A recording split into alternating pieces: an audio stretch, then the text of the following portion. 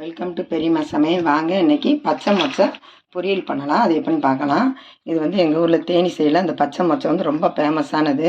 இந்த சீசனில் தான் வரும், தை மாதத்தில் தான் நிறையா அந்த பச்சை மொச்சை வரும். அதனால் எங்கள் வீட்டில் அடிக்க ஒருக்கா டெய்லியும் இது கூட செய்வோம். நல்லாயிருக்கும், எல்லாத்துக்குமே பிடிக்கும். அதனால் இன்றைக்கி வந்து நாங்கள் திண்டுக்கல் போயிருந்தோம், அதனால் பச்சை மொச்சை கிடச்சிச்சு, வாங்கிட்டு வந்தோம். இப்போ வந்து எப்படி செய்யலான்னு பார்க்கலாம். இப்போ வந்து பச்சை மொச்சையை வந்து இந்த மாதிரி நல்லா ஒரு வாஷ் பண்ணி கழுவிட்டு நம்ம அடுப்பில் வச்சு வேக வைக்கும்போது காட்டுறேன். வச்சிட்டோம்.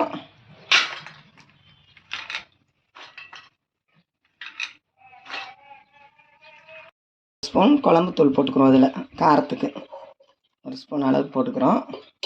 போட்டு தண்ணி ஊற்றிக்கலாம்.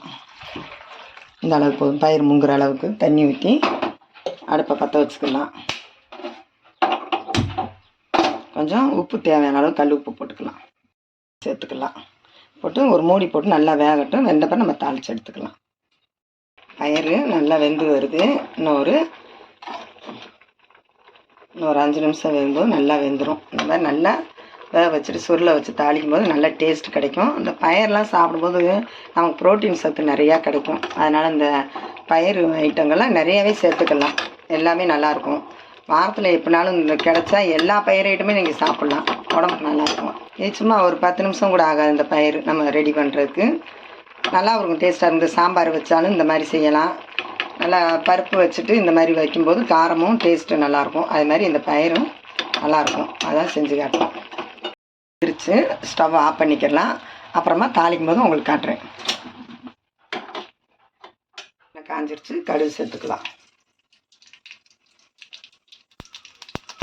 உளுந்தம்பருப்பு சேர்த்துக்கிடுவோம்.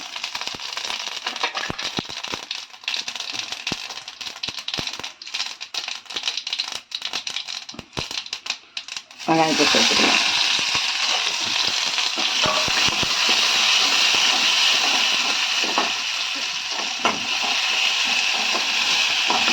வச்சு பயிரை சேர்த்துக்கிறோம்.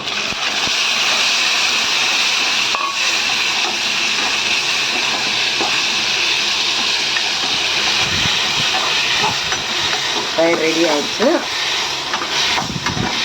இதே மாதிரி நீங்கள் வீட்டில் ட்ரை பண்ணி பாருங்கள்.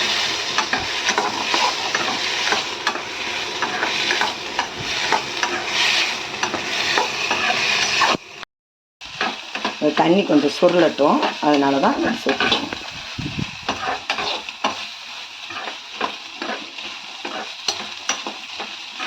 சாம்பாருக்கு பருப்புக்கெலாம் ரொம்ப டேஸ்ட்டாக இருக்கும் இந்த மாதிரி வச்சோம்னா.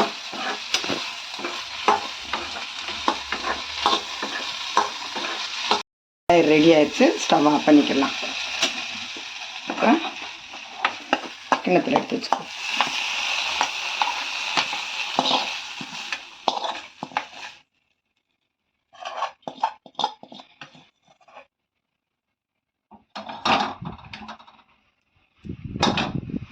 பயிர் ரெடி ஆயிடுச்சு. இதே மாதிரி நீங்கள் வீட்டில் ட்ரை பண்ணி பாருங்கள். இந்த வீடியோவுக்கு ஒரு லைக் போட்டுருங்க. பெரியம்மா சமையலுக்கு ஒரு சப்ஸ்கிரைப் பண்ணிடுங்க.